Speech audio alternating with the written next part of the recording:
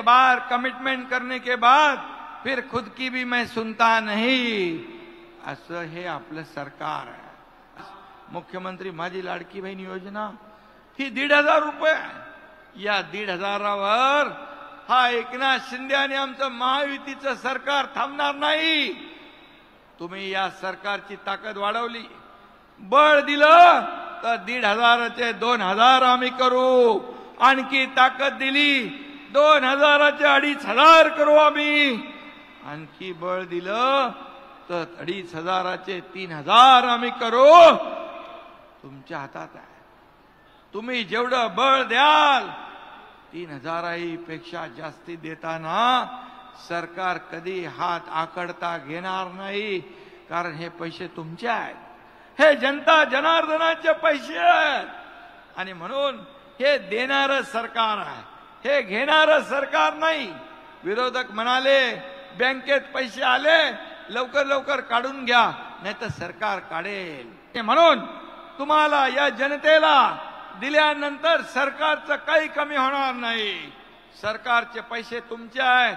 विरोधक म्हणतात पैसे कुठून आणणार. अरे बाबा, तुमचे तर नेते म्हणत होते खटखटाकट खटखटाकट खटखटाकट. निवडणुका झाल्या की म्हणाले पैसे नाहीत, प्रिंटिंग मिस्टेक. आम्ही नाही म्हणालो, आम्ही योजना डिक्लेअर केली. तुम्हाला पण विश्वास नव्हता की एवढ्या लवकर पैसे मिळतील. पण पटापट तुमच्या खात्यात पैसे जमा करणार हे सरकार आहे. दिलेला शब्द पाळणारं सरकार आहे. बाळासाहेबांनी सांगितलंय शब्द देताना 10 वेळा नाही 100 वेळा विचार करा. एकदा शब्द दिला की मग तो मागे फिरायचं नाही.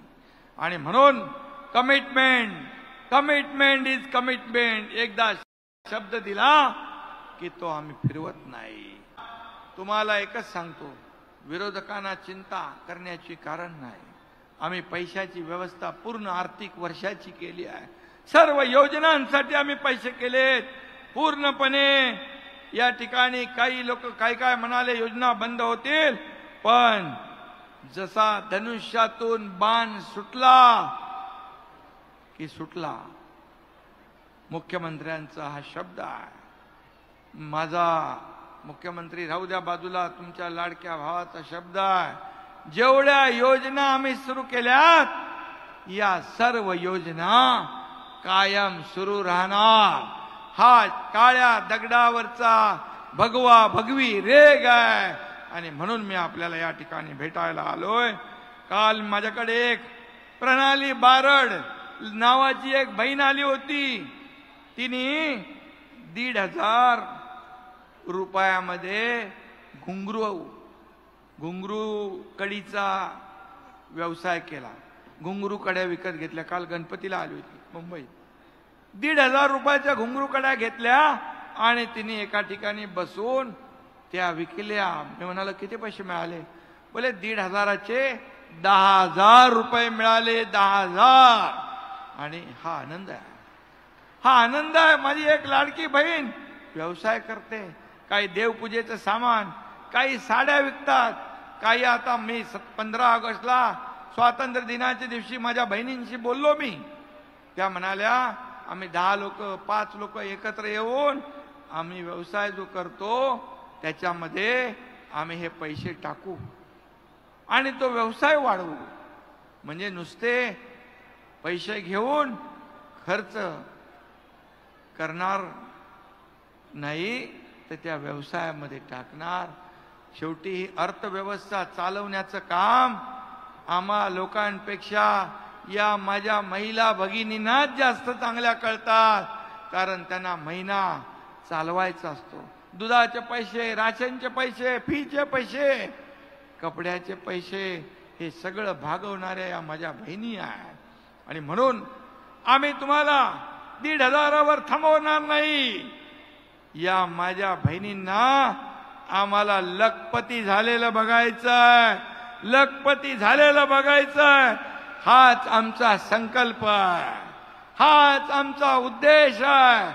जसं आदरणीय प्रधानमंत्री महोदयांनी लखपती दीदी योजना आणली, ड्रोन दीदी योजना आणली, उज्ज्वला जनधन योजना आणली, महिलांना सक्षम करण्याच्या योजना आणल्या.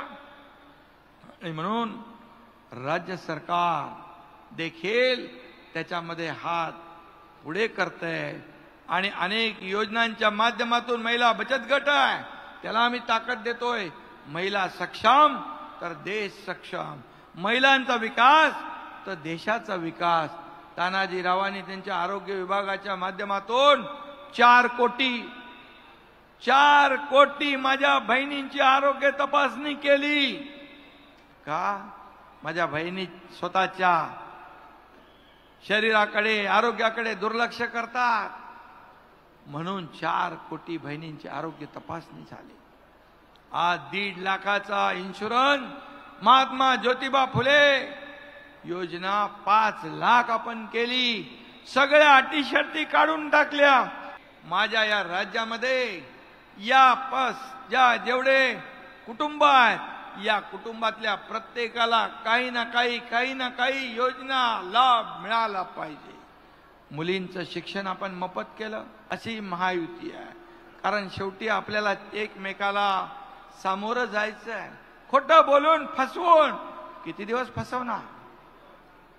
आणि म्हणून या सर्व योजना ज्या आहेत, वयोश्री योजना आहे, मुख्यमंत्री तीर्थदर्शन योजना आहे, माझ्या ज्येष्ठांच्या खात्यात पण 3,000 रुपये येणार. त्यांना मुख्यमंत्री तीर्थदर्शन योजनेमध्ये नोंदणी करा. तानाजीराव, ज्ञानराज, आपल्या भागातल्या लोकांची नोंदणी राहिली असेल तर ती नोंदणी करा. शेवटी मी काही घरांमध्ये गेलो, मुख्यमंत्री लाडकी बहीण कुटुंब भेट योजना, सर्व कार्यकर्त्यांना माझं आवाहन आहे की तुम्ही देखील दररोज 15 ते 20 घरं जा. तिथल्या बहिणींना, भावंडांना, तिथल्या ज्येष्ठांना विचारा, सरकारने सुरू केलेली योजना तुम्हाला मिळाली की नाही. मिळाली नसेल तर त्यांना मार्गदर्शन करा, त्यांना मदत करा. कारण सरकारने केलेल्या योजना या लोकांना मिळाल्या पाहिजे, तो लाभ मिळाला पाहिजे. तानाजीरावांनी मगाशी सांगितलं, शासन आपल्या दारी घेऊन आलो आपण. लोक म्हणाले, अरे हे सरकार तर दारोदारी भटकतंय. मी म्हणालो, मग काय दारी नाही जायचं तर का घरी बसायचं? घरी बसून सरकार चालतं? ऑफिसमधून मंत्रालयातून नुसतं बसून सरकार चालत नाही. फेसबुक लाईव्ह वरून सरकार नाही चालत, तर फेस टू फेस करून आपल्याला सरकार